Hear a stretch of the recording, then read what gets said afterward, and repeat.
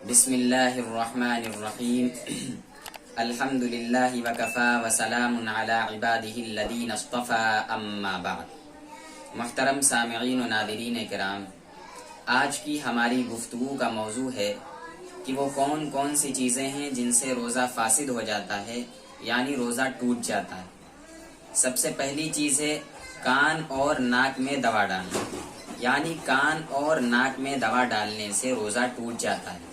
Number 2، قصدن یعنی جان بوجھ کر اپنے اختیار سے منہ بھر کے قے کر لینا۔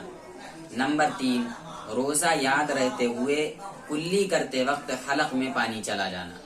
نمبر 4، کسی مرد یا عورت کو چھونے سے انزال ہو جانا۔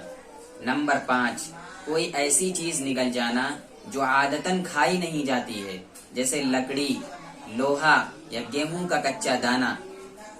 نمبر 6، لوبان یا عود وغیرہ کا دھواں جان بوجھ کر ناک یا حلق میں پہنچانا، اسی طرح بیڑی، سگریٹ یا حقہ وغیرہ پینا۔ نمبر 7، بھولے سے کچھ کھا پی لیا اور پھر یہ سمجھا کہ اب روزہ ٹوٹ گیا ہے اور پھر قصدن کھا پی لیا، تو ایسی صورت میں بھی روزہ ٹوٹ جاتا ہے۔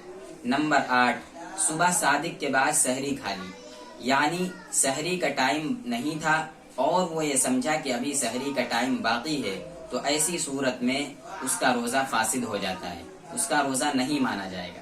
نمبر 8، غروب آفتاب سے پہلے روزہ افطار کر لیا۔ ان تمام چیزوں سے روزہ ٹوٹ جاتا ہے، البتہ صرف قضا واجب ہوتی ہے، یعنی بعد میں اس کو بدلے میں ایک روزہ رکھنا پڑے گا۔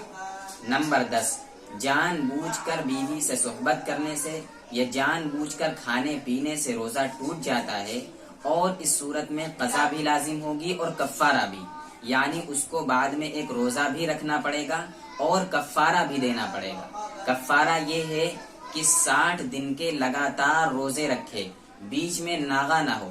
اگر ایک دن کا بھی ناغا ہو گیا تو پھر سے روزے رکھنے پڑیں گے، اور اگر 60 روزے رکھنے کی طاقت نہیں ہے تو 60 مسکینوں کو پیٹ بھر کے دونوں وقت کا کھانا کھلائے۔ یہ 60 مسکینوں کو فی آدمی صدقہ فطر کی مقدار، یعنی 1 کلو 636 گرام گیہوں یا اس کی قیمت ادا کرے۔